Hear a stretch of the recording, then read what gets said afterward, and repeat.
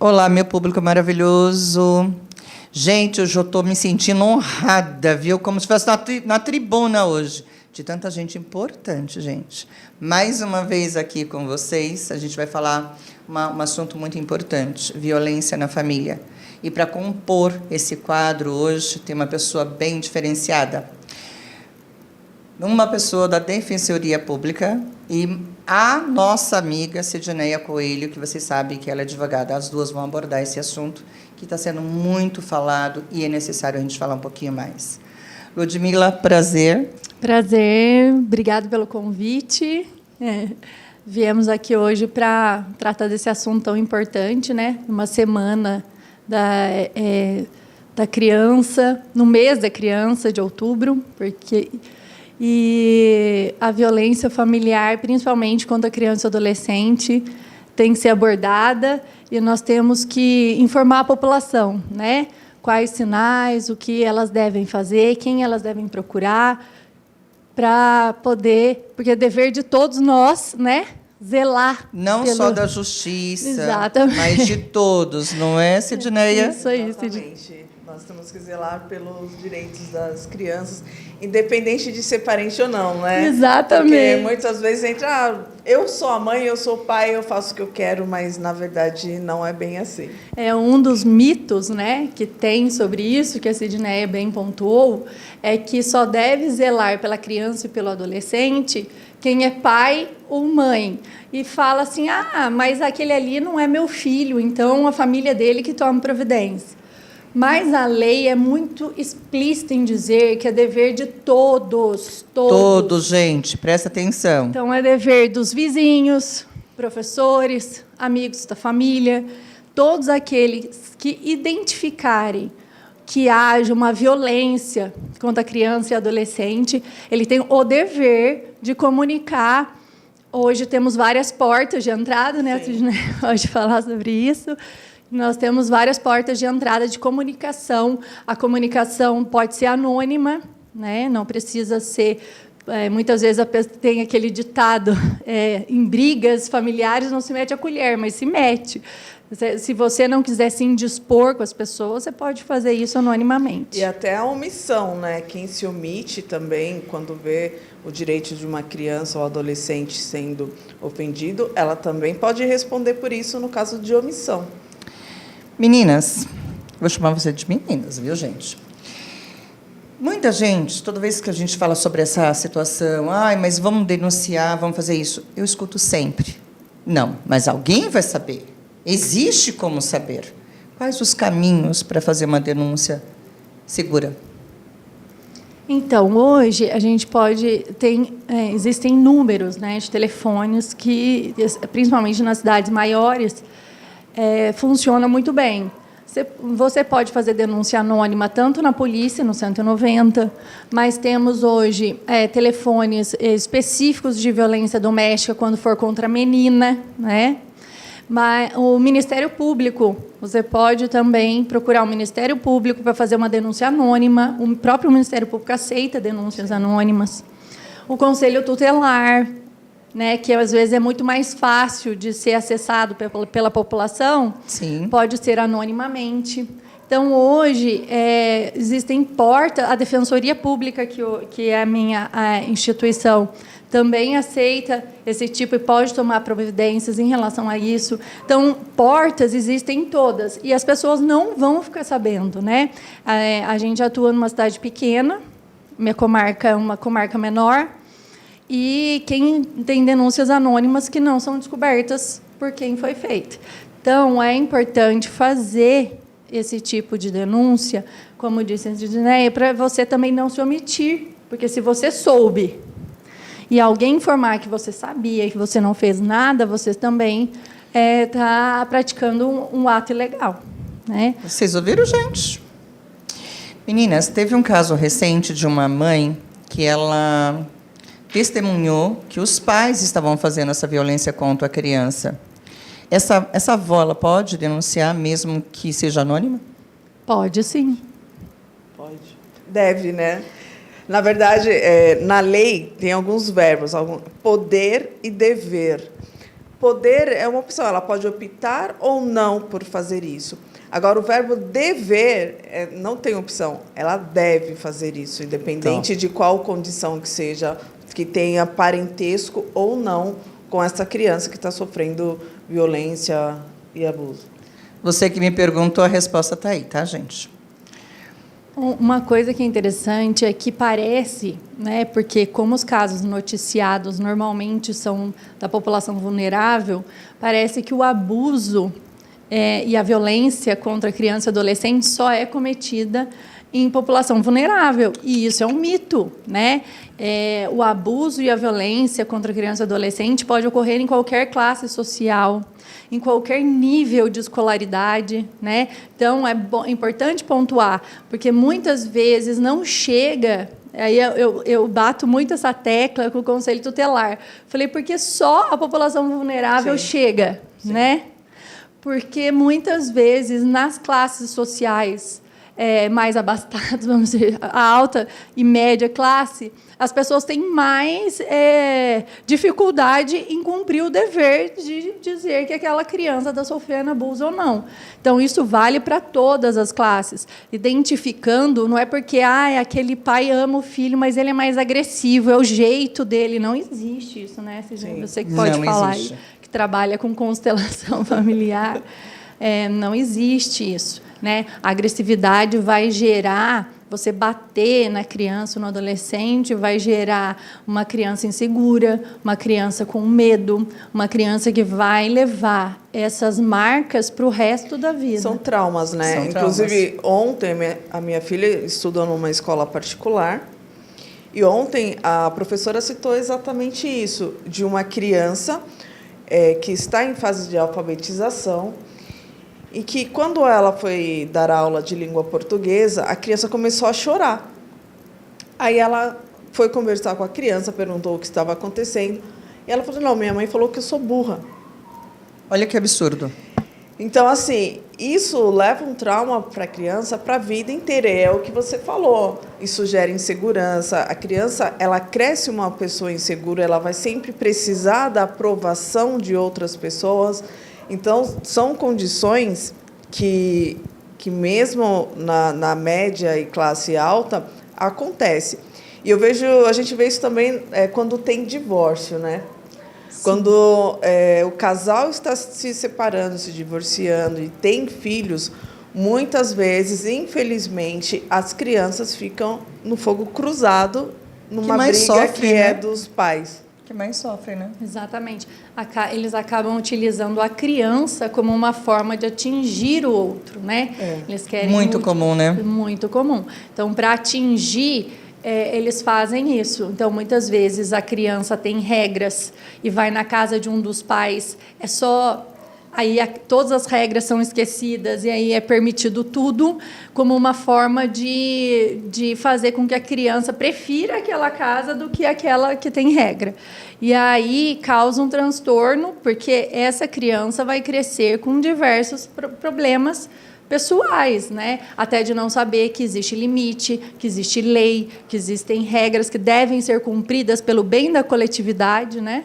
Que hoje o que se vê é que as pessoas elas querem que as regras sejam aplicadas individualmente, certo? Se for contra aquele que fez algo contra mim, lei máxima, ótimo, pode ser aplicado. Agora, se eu fui a pessoa que pratiquei o ato ilícito, aí não. Aí nós temos que abrandar a lei, sim. Ou se foi um filho meu, ou se foi alguém que eu gosto. Então, enquanto isso tiver voz, né, a gente não consegue ter uma transformação social, né? Porque a coletividade, existem regras para uma convivência coletiva em harmonia. Então, se a pessoa vir uma pessoa individualista, de que as regras têm que ser de acordo com o bem-estar e o desejo dela, então aí não vai nunca funcionar. vamos melhorar. A coletividade, né? Não vamos melhorar nunca.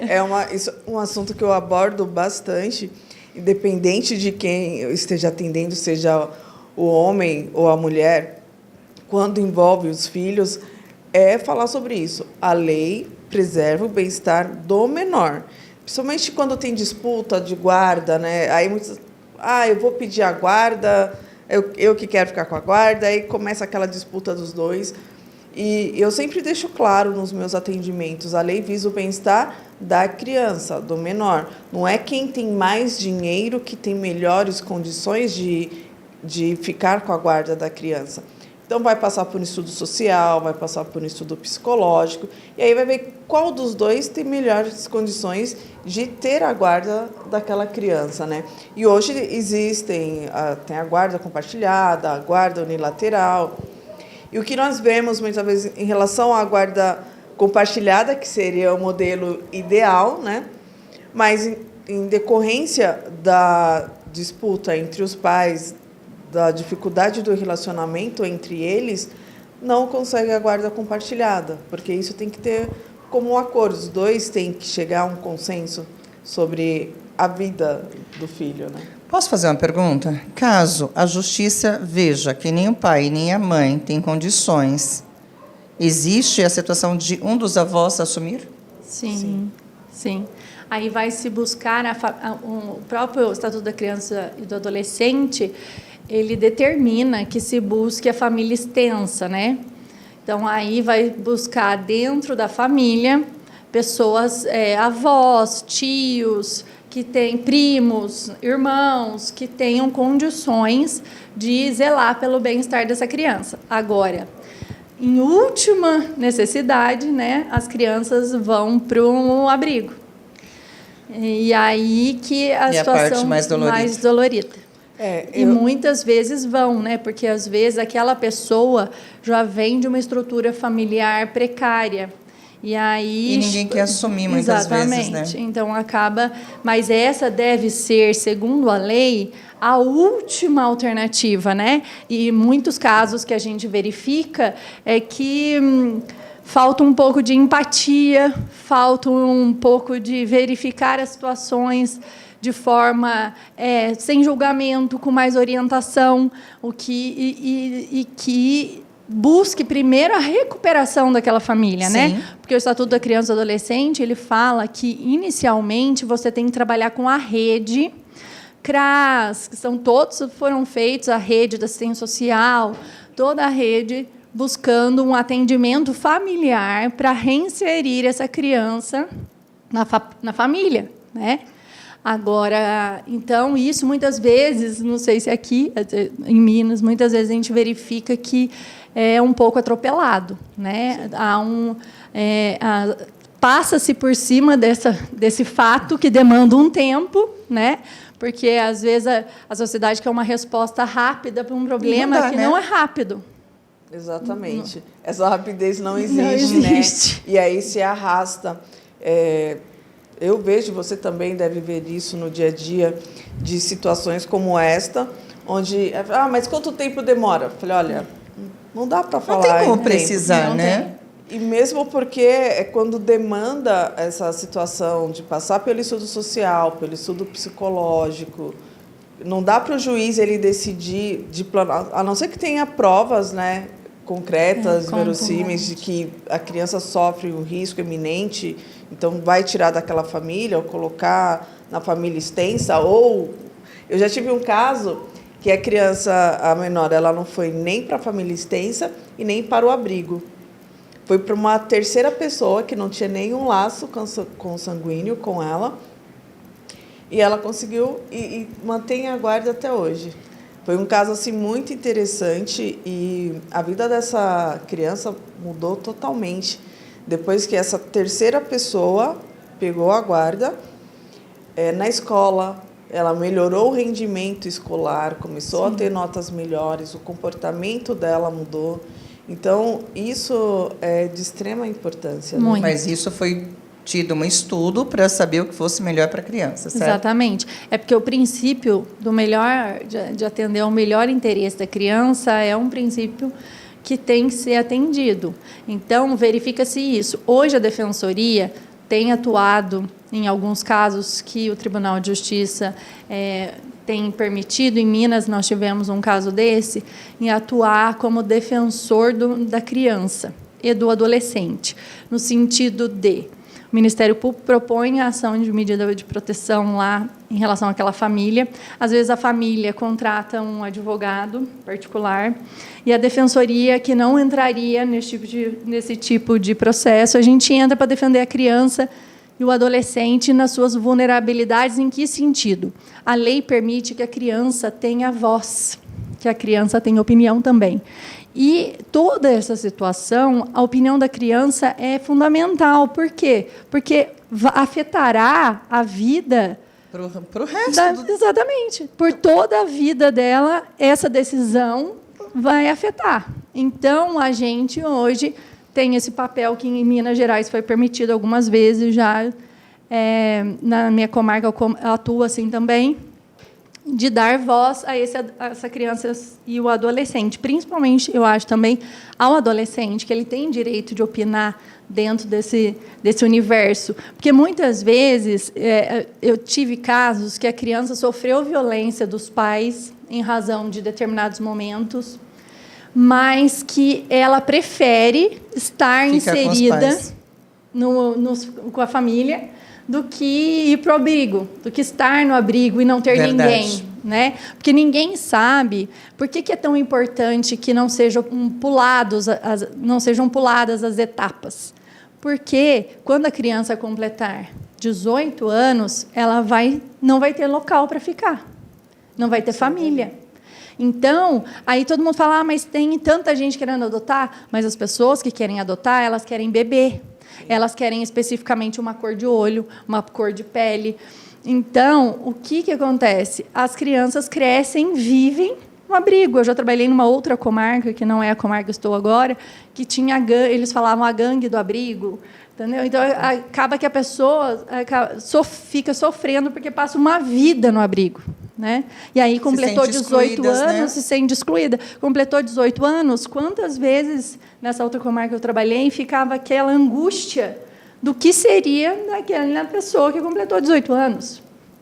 Porque ela não tem ninguém, não tem para onde ir. Então, as etapas têm que ser cumpridas. Não é que a lei ia demorar, eu ouço muito isso, eu tenho que ficar defendendo, né? A gente tem que defender com afinco, porque o direito da família e do adolescente, além dele ser da família, da criança, do adolescente, além de ser dinâmico, porque a situação que nós encontramos hoje pode ser que mês que vem seja completamente diferente. Pode ser, tudo muda. Tudo muda. Às vezes, o casal que hoje está brigando muito, então, o mês que vem mudou alguma coisa no relacionamento. Tem casos que tem medida protetiva, conseguiu a medida protetiva, aí passa alguns meses, já estão se encontrando, aí a medida... É tudo muito dinâmico, o direito de família. Então, a gente não pode desejar que se resolva um problema em um mês, em 2 meses. E o que aí eu ouço muito, tem muita decisão assim, falando que a criança não pode ficar no abrigo aguardando os pais recuperarem. Mas, gente, a lei fala que tem que dar um prazo para essa família se recuperar. Né? Mas isso, então, é tudo questão de discutir, de cada um tem uma visão sobre os fatos. Exatamente. E eu acho que é uma discussão social importante, sabe? Porque muitas vezes as pessoas defendem determinadas posições, mas não trabalham com não sabem na íntegra o que realmente vem por trás, né? Não conhecem realmente. Então, é importante, a gente que trabalha, assim, a gente já trabalha há muito tempo com a visão, a minha visão hoje, eu posso dizer que, como defensora pública há 17 anos, foi uma transformação pessoal. Eu passei por uma transformação pessoal. Por quê? Porque, muitas vezes, a gente não sabe o que as pessoas passam, os sofrimentos que elas estão vivenciando. E talvez, com o mínimo daquele sofrimento, a gente faria muito pior, entendeu? Então, acho que a empatia é importante. Antes de se chegar numa situação grave, a gente tem que procurar auxiliar. Então, se você estiver denunciando anonimamente, você não está denunciando no sentido de prejudicar aquela família, mas de que ela chegue a todos os órgãos que podem auxiliar e consigam, muitas vezes, recuperar aquela família. Amenizar alguma coisa lá na frente. Exatamente, amenizar a situação, resolver uma situação para que aquela criança continue com a família, mas de uma outra forma, já tendo respeitado os seus direitos, né? Então, eu acho importante a gente ter um olhar menos julgador, sabe? Um olhar de mais empatia, porque Sim. todo mundo, quem tem condição financeira, pode sentir menos porque tem babá, tem uma rede de apoio. Agora, assim, a população vulnerável não tem essa rede de apoio. Então, depende muito do Estado, né? A gente depende da creche, depende de uma escola integral. Então, a gente tem que ter esse olhar, tem que buscar auxiliar as pessoas que estão à nossa volta, que estão passando por isso, que precisam de orientação, porque muitas vezes não é maldade, Não, é gente. falta de orientação. Então, vamos, né, modificar isso. Isso que você falou é bem interessante, porque muitas vezes estas pessoas elas não se dão conta do que elas estão passando. Então, quando nós vamos atender, que a gente começa a conversar, aí é como se fosse caindo a ficha dela para algumas situações. A orientação traz a consciência, eles mesmos se recuperam, né? Exatamente. Mas para isso tem que ter uma denúncia. Tem. Muitas vezes, sim. Ou se não, a Busca própria ajuda. família não precisa nem denunciar. Busca ajuda. Exatamente, a própria família conversar. Olha, isso, aquilo. Porque o que acontece? A gente estava falando sobre os sinais que as pessoas devem verificar, né? As pessoas próximas. Porque tem um mito, que é um mito. Aqui a gente trabalha na cartilha das defensorias, tem muito falando sobre mitos e verdades, né? Porque o mito hoje, ele tem uma força muito maior de divulgação do que a verdade, né? Então, o que acontece? É mito de que um estranho vai causar algum abuso de violência ou sexualidade naquela criança no seguinte sentido. A maior parte dos atendimentos, isso em qualquer local que você vai perguntar, o abusador, seja psicológico, físico, sexual, ele está inserido na família. Ou ele é da família, ou ele é muito próximo da família, ou ele é uma pessoa de convivência da família que esteja ali, ou pode ser uma pessoa de convivência, pode ser um professor, pode ser um religioso, pode ser vizinho, pessoa, são pessoas que convivem próximas. ali. Próximas, não é uma pessoa que a criança nunca viu. Raramente, tem caso, vai falar que não existe, Raríssimo, não existe. né? Raríssimo. Tem caso Tem. que sim, gente estranha tem, mas é um número muito baixo, perto da maioria, entendeu? A maioria está inserida ali no contexto familiar. Então, o que se tem que preocupar é com isso.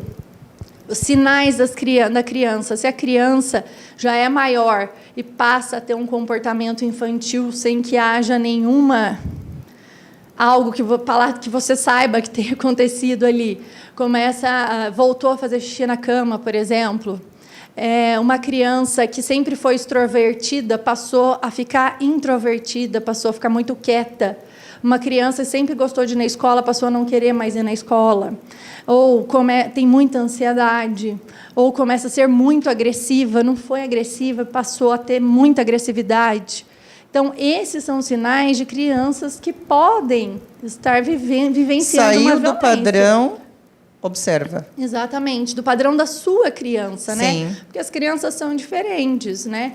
Mas se saiu do padrão da sua criança ali, se você está verificando que o seu filho modificou o comportamento de alguma forma, está mais triste, chora muito, ou está agressivo, ou está tendo comportamento infantil fora da idade, verifique. Só que assim, a conversa tem que ser uma conversa que não pode ser uma conversa que vá colocar a criança contra a parede em palavras simples, né? Porque intimide, né? Que intimide a criança. Por quê? Porque a criança, às vezes, vivenciou algo que é muito difícil dela falar que vivenciou. E como ela é ameaçada, né, ela acaba não falando Sim. Porque ela tem medo. Então, você tem que trabalhar de uma forma, conversar com uma criança de uma forma, num dia que ela queira falar mais. Vai aos poucos, né? Aos poucos, fazendo uma pergunta ou outra pontual. Se você vê que a criança fica com muito medo de uma pessoa que ela tinha um certo relacionamento, é importante verificar, né? Sinais não querer corporais. Abraçar, não querer beijar, cumprimentar. Cumprimentar, esconde. Eu já tive um caso desse, né? Que a criança sofreu o abuso e quando ela gostava da pessoa X e quando passou um tempo, quando ela via a criança, ela escondia, ela chorava, ela não mais queria ir na casa daquela pessoa e aí foi detectado. Por que a gente fala que é tão importante a gente orientar as crianças sobre não pode tocar em certas partes do corpo, não pode abraçar de uma forma diferente? Por quê? Porque as crianças não entendem. Então, muitas vezes, a gente só consegue saber que houve um abuso na adolescência. Porque aí um adolescente fala, olha... Conta para um amiguinho, para alguém... Em palestras na escola, né? Já tive vários casos que a criança ou adolescente soube que sofreu abuso através da palestra. Da palestra. E aí ela fala, nossa, eu sofro abuso, ela tem 14 anos, vamos supor, eu sofro abuso desde os 5. Então, quer dizer, a justiça não conseguiu, né, chegar nesse abusador e a pessoa passou aí quase 10 anos sendo abusada, né, por pai, padrasto, mãe, madrasta, vizinho, tio, primo. Já tive caso de pais de amiguinho de escola, né? Tanto que a orientação hoje do CONANDA, muitas vezes, é de evitar esse negócio de deixar a criança dormir na casa de outras parentes, pessoas, né? Porque o que acontece? Tem aquele mito também que sempre aquele que abusa é pedófilo, e não é. Muita gente que você nem imagina no mundo, que nem é pedófilo, pode praticar um abuso. Sim. Então, existem mitos que têm que cair, né, para que efetivamente a defesa da criança, do adolescente e a proteção sejam efetivadas, né? Então, eu acho que isso é importante a gente pontuar, porque aí mais pessoas podem verificar, né, olhar o corpo da sua criança, se não tem nenhum sinal diferente. Até quando vem da creche, vem de algum passeio, né? Bom, meninas, nosso tempo está esgotado hoje, foi um prazer. Eu gostaria que cada uma de vocês desse uma dica para o nosso público, que com certeza vocês vão ter que se virar, porque esse assunto vai continuar depois. Bom, acho que uma das dicas que a Ludmila já deu é em relação a ficar atentos a qualquer mudança no comportamento da criança. Então, isso é de extrema importância. No dia a dia, a gente fica na correria, muitas vezes acaba passando despercebido, mas fiquem atentos a qualquer detalhe, a qualquer mudança que a criança tiver e investigar, né? E como a Ludmila falou, não de uma maneira intimidativa, porque isso acaba fazendo com que a criança se feche também e não fale, não se abra. Exato. E a minha dica é que as pessoas que estão à volta não tenham esse pensamento de que não é meu filho, não é meu problema, né? Olhe a sua volta, olhe na relação dos amigos dos seus filhos, dos familiares, e verifique se você, analisando ali uma convivência, porque muitas vezes os pais em si não percebem, às vezes a violência não é praticada pelo pai ou pela mãe, mas por um amigo, um tio, um parente. E eles, inseridos naquela situação, eles não conseguem identificar o problema. E talvez você, que é pai aí de uma criança que tem uns amiguinhos que frequentam a casa, né? Se um tio que frequenta, um padrinho, olha, é dever de todos zelar pela criança, pelo adolescente. Então, se você identificar que efetivamente aquela criança possa estar vivendo uma situação de violência, seja psicológica, física, sexual, denuncie. Não no sentido de fazer maldade para aquela família, mas de que ela tenha uma orientação. Se não quer fazer uma denúncia, né, que a gente fala denúncia, parece que é uma coisa raivosa, né, uma coisa má. Mas, assim, ligue, peça informação, procure o conselho anonimamente via telefone, pode procurar hoje, todo mundo tem acesso à internet, ao Google, jogue lá, tem telefone hoje dos direitos humanos, tem telefone da violência doméstica, ligue, peça uma orientação, não precisa sair de casa hoje. Tem diversos sites dando esse tipo de informação que você pode mandar um e-mail, né? Então, a gente pode, hoje, mesmo anonimamente, salvar uma família e salvar uma criança de um futuro, desastroso, né? Ludmila, deixa os seus contatos. Então, eu sou defensora pública Manducaia. Quem quiser mandar alguma pergunta, alguma coisa, pode mandar um e-mail no e-mail institucional, né, que é ludmila.fanucci, com CHI no final, @defensoria.mg.def.br. Você, doutora Sidneia? O meu Instagram é sidneia.pecoelho e pode me procurar lá nas redes sociais se tiver alguma dúvida, alguma questão para ser esclarecida. Gente, só mérito para essas duas e agradecer vocês pela presença e pelas dicas, e podemos para frente combinar mais uma vez, porque esse assunto é maravilhoso, extenso e vale a pena continuar. Gente, obrigado. Daqui a pouco voltamos com mais um pouquinho do programa Cida Maria Fica a Dica. Já, já. Até mais. Obrigada, Tchau. tchau.